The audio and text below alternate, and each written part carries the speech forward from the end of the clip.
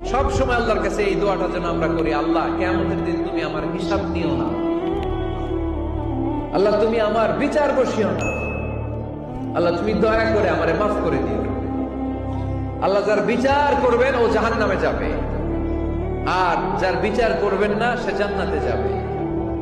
আল্লাহ যদি বিচার করে আর পাই টু পাই হিসাব নেয়, নামাজ পড়লি না কেন, রোজা রাখলি না কেন, মিথ্যা বললি কেন, খাদ্যে ভেজাল দিলি কেন, মাছে ফরমালিন দিলি কেন, যৌতুক খাইলি কেন, ঘুষ খাইলি কেন, উল্টাপাল্টা করলি কেন, জিনা করলি কেন, একটার পর একটা প্রশ্ন বানে যদি সেই ভয়ঙ্কর দিনে আল্লাহ আমাদেরকে জর্জরিত করে, আমাদের কোন উত্তর আছে?